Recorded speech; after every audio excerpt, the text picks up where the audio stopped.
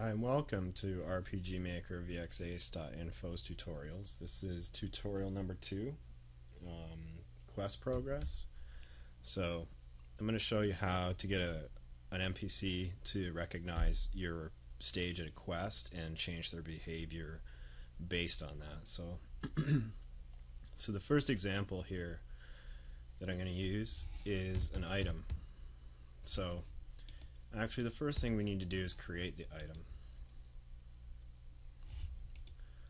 So you got to change the maximum here.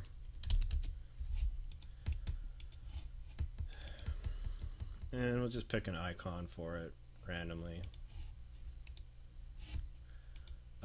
We'll call it key item.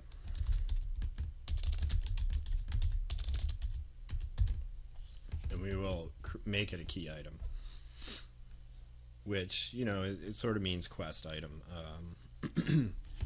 They're usually non-consumable, and you put the scope to none so they can't be used unless you wanted to add, you know, special effects to it. But basically we're just going to put an item that you just pick up, and it's going to signify that you've completed this quest. Okay, so once we've created the item, we're going to have this guy ask you to get it.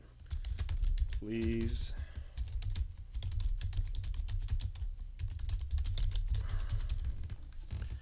get the key item from the chest. And you're going to say okay. This is very simplified, but and then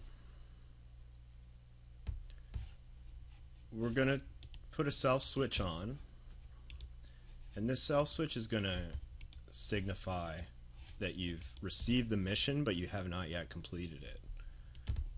So he's going to complain, why haven't you got the key item? Okay. So what's going to happen is he'll ask you to get it, and it'll put the switch on.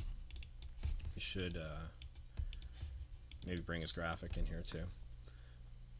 And now he's going to continue to respond with this until you complete the objective, which is to get the item. So we're going to create a third event page, and it's based on the fact that this key item exists. So key item exists, he's like, great, thank you for getting it. He can remove it from your inventory, but this text would signify the next stage of your quest. So great, thank you. So the only thing we need to do is create a treasure chest with the item in it right there. So the quest is going to be pretty simple. I'm going to pick it up, I'm going to go loot it from the treasure chest, and he should respond with the third option, the thank you. So it's going to save this, and we're going to test it out, so I'll be right back.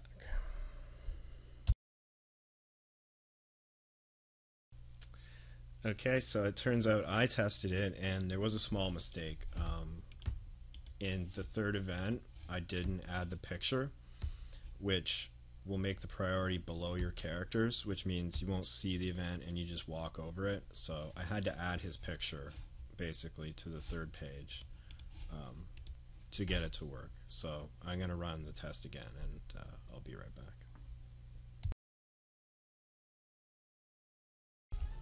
Okay, so we're going to test this again, and it should be good this time.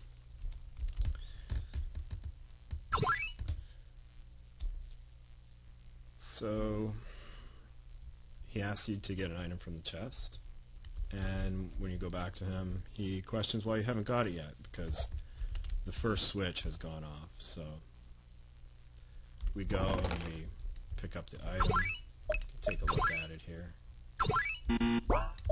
Be in our key items. So it looks like a harp. And excuse me.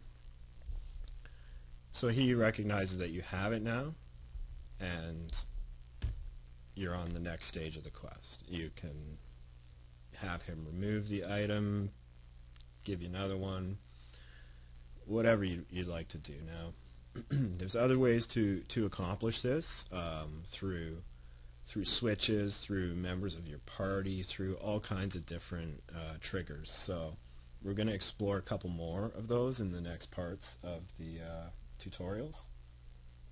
So stay tuned for part 2. I'll see you guys.